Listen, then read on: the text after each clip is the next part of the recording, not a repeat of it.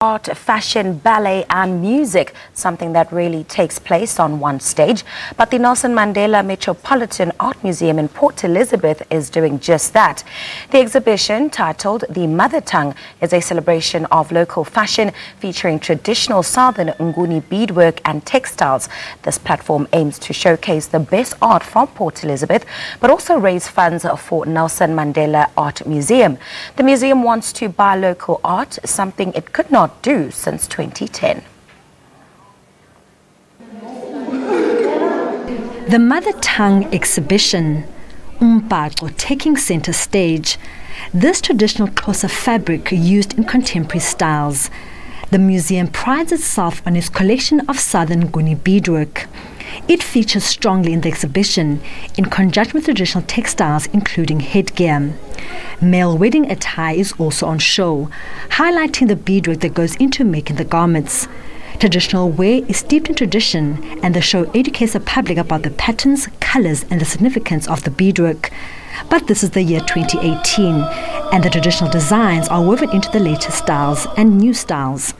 The garments reflect the aesthetic power of the past and the excitement the future holds. The designers drew inspiration not only from tradition, but even from fictional worlds. I like incorporating a lot of beadwork in my work. So it sort of grounds me, because I grew up with my mother my sisters used to help our mother with sewing and beading. So there's some comfort when I'm working with beads, and of course the rich culture behind it and the meaning behind the colors and what it's used for and all of those. The exhibition is also graced by fashion royalty. Jenny Button, a former PE girl, put her sense of color and grandeur on the catwalk with an array of ball gowns, but with a touch of extra flair as ballerinas were the models. Fashion is art. Well, it is a form of art, and especially a form of art to me. That's how I see clothing, and I think that's why I've never really chosen the commercial side of fashion.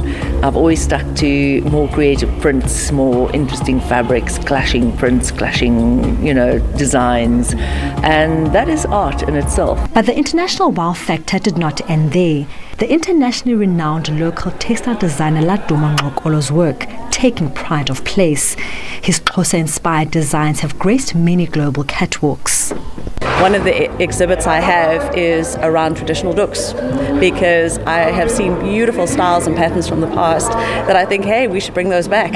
So that's one of the sort of reasons that we've done the exhibition, and why we keep a collection of historical beadwork on, is because it's art, it's the history of art, and it's the history of art of the Eastern Cape. Eastern Cape is known for its artwork, amongst many other things. And so the museum thought, or the Friends of the Art Museum thought, let's schedule this for Heritage Month. We are talking about buying our heritage back, which they haven't been able to do since 2010 because of lack of funds. So it all just kind of fitted, in Heritage Month, near Heritage Day, looking at Eastern Cape and South African artwork and crafts and design and bringing in dance. It's all the creative spaces that work together. It was full house for the once-off show.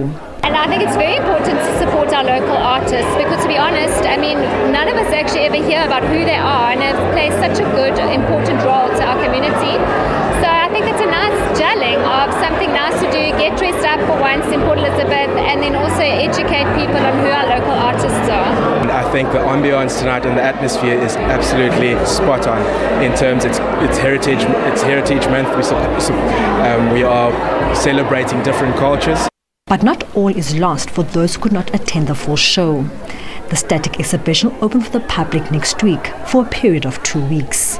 Lerato Tipa, SABC News, Port Elizabeth.